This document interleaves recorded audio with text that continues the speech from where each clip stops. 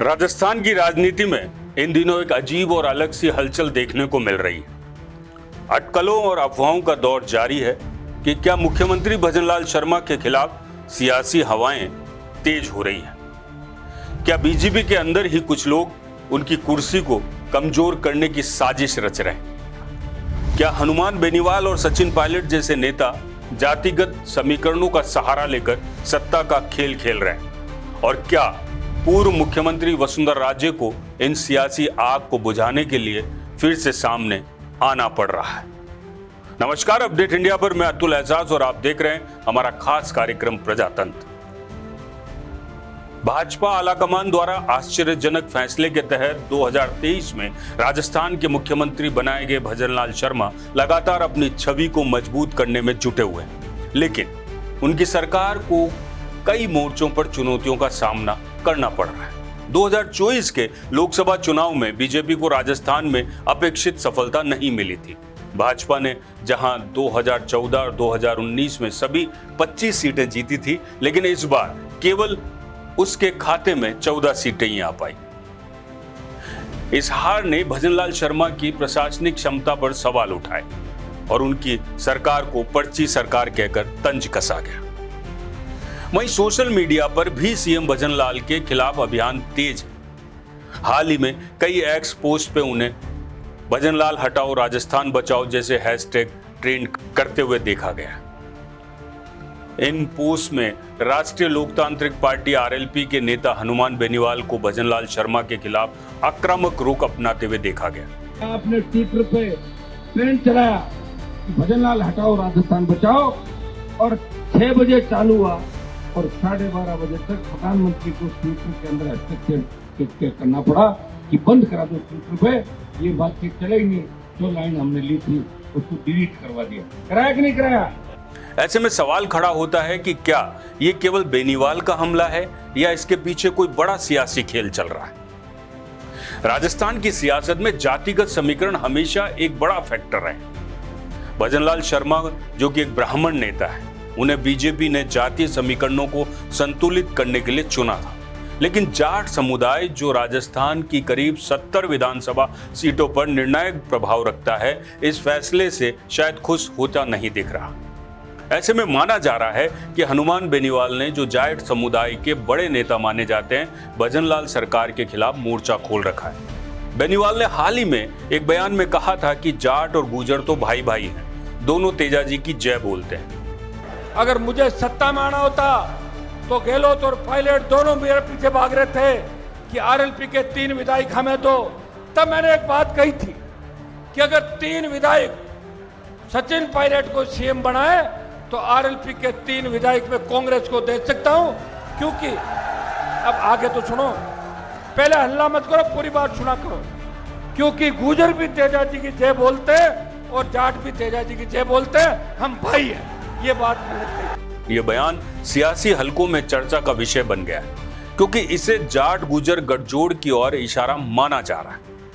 इस बयान को सचिन पायलट के साथ उनकी नजदीकियों से भी जोड़ा जा रहा है, जो स्वयं गुर्जर समुदाय से आते हैं। तो क्या बेनीवाल और पायलट मिलकर जाट गुर्जर मीणा समीकरण बना रहे और बीजेपी को चुनौती दे रहे, और बीजेपी इस चुनौती के लिए तैयार है या नहीं, ये सोचने का बिंदु है। 2024 के लोकसभा चुनाव में बीजेपी के खिलाफ जाट समुदाय का गुस्सा साफ दिखा। वसुंधरा राजे, जिन्हें जाट की बहू कहा जाता है, को दरकिनार करने और जाट नेता सतीश पूनिया को प्रदेश अध्यक्ष पद से हटाने का असर बीजेपी की हार के रूप में देखा गया है। जाट समुदाय के वोट कांग्रेस और उसके सहयोगियों जैसे बेनीवाल की आरएलपी और भारत आदिवासी पार्टी की ओर खिसक गए।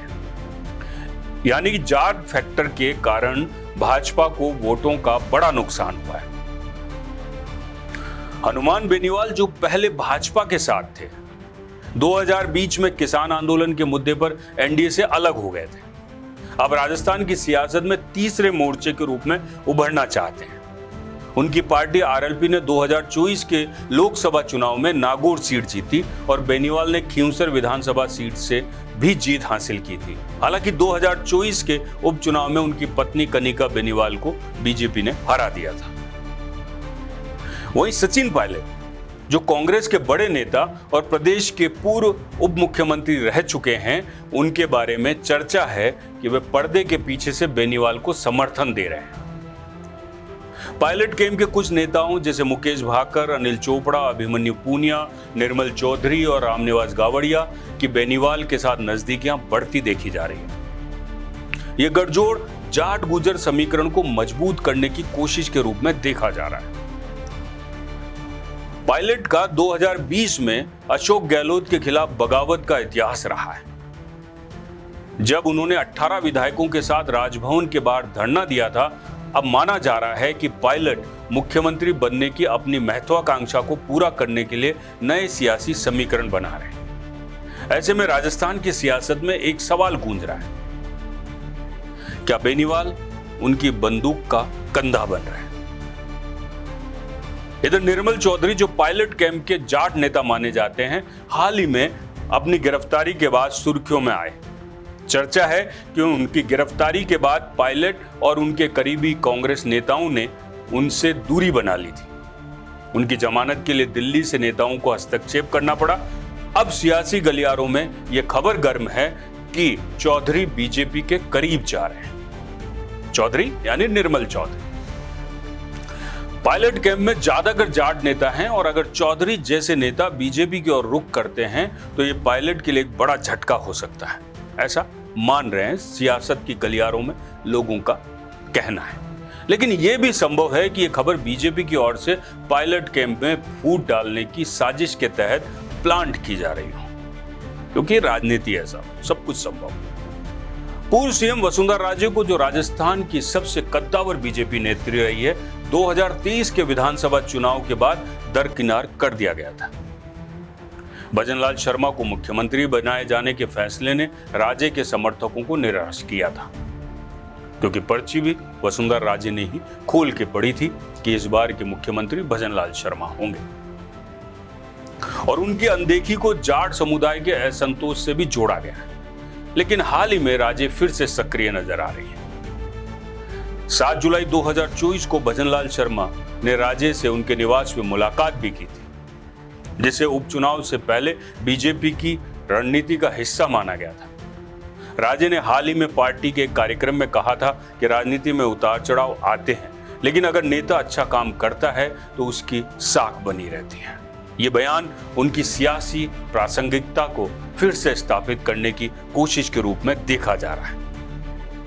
वहीं सूत्रों के मुताबिक सीएम भजनलाल शर्मा ने राजे से उपचुनाव के लिए उम्मीदवारों के चयन में सलाह मांगी थी और यह भी माना जा रहा है कि वे राजे की मदद से जाट समुदाय को बेनीवाल कैंप में जाने से रोकना चाहते हैं।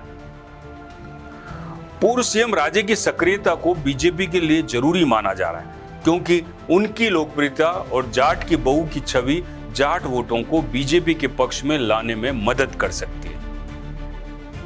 और जाट की बहू की छवि जो बनाई है वो हनुमान बेनीवाल ने एक बार अपने कहीं न कहीं व्यक्तित्व में बनाई। हाल ही में एक कार्यक्रम में राजे ने पूर्व भाजपा नेता स्वर्गीय सांवर लाल जाट को याद करते हुए भावुक होकर आंसू बहाए थे। आपने भी देखा होगा। राजे ने शायरी के माध्यम से कुछ कहा भी था।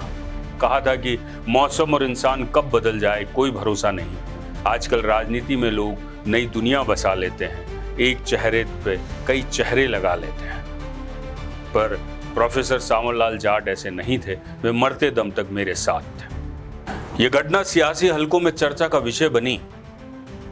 इसे जाट समुदाय के साथ उनके भावनात्मक रिश्ते को मजबूत करने की कोशिश के रूप में देखा गया।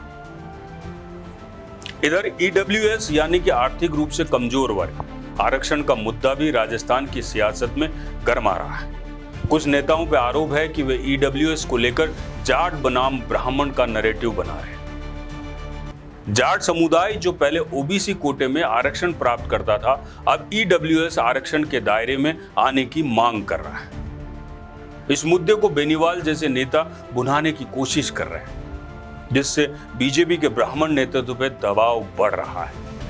कांग्रेस और आरएलपी जैसे दल इस मुद्दे को उठाकर जाट समुदाय को अपनी ओर खींचने की कोशिश कर रहे हैं, जबकि भाजपा इसे जातिगत राजनीति का हथियार बनने से रोकने की कोशिश में है। वसुंधरा राजे की सक्रियता को भी इस संदर्भ में देखा जा रहा है क्योंकि ये जाट समुदाय के साथ अपने पुराने रिश्तों का इस्तेमाल करके इस आग को बुझाने की कोशिश कर रहे हैं।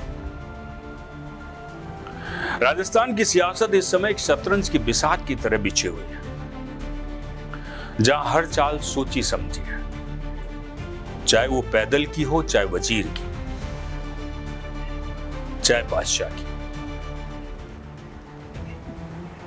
शीर्ष पर बैठे हुए उस बादशाह को कहीं ना कहीं पैदल से भी डर है और वजीर से भी डर है। सीएम भजनलाल शर्मा की कुर्सी पर खतरा मंडरा रहा है और बीजेपी के अंदरूनी मतभेद इस संकट को और गहरा रहे हैं। अगर आपको देखना है इन संकट को तो हमारे नेताओं के ट्विटर पे गौर करते रहिएगा, आपको समझ में आ जाएगा। हनुमान बेनीवाल और सचिन पायलट की नजदीकियां, जाट गुर्जर मीणा समीकरण की कोशिश और ईडब्ल्यूएस जैसे मुद्दों ने सियासत को और उलझा दिया है। वहीं पूर्व सीएम वसुंधरा राजे का सामने आना बीजेपी की मजबूरी भी हो सकता है और रणनीति भी हो सकता है। अगर राजे जाट वोटों को भाजपा के पक्ष में लाने में कामयाब होती है तो भजनलाल की कुर्सी बच सकती है, लेकिन अगर बेनीवाल और पायलट का गठजोड़ मजबूत हुआ तो राजस्थान की सियासत में बड़ा उलटफेर देखने को मिल सकता है। क्या सचिन पायलट वाकई हनुमान बेनीवाल के कंधे पर बंदूक रखकर चलाने की एक सियासी निशाना साध रहे हैं? क्या निर्मल चौधरी जैसे नेताओं का बीजेपी की ओर झुकाव पायलट कैंप को कमजोर करेगा?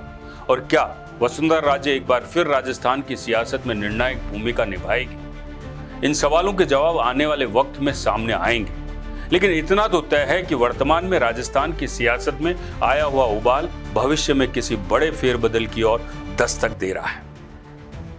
नजर बनाए रखिएगा आप भी, हम तो बनाए रखे हैं। नमस्कार, जय भारत।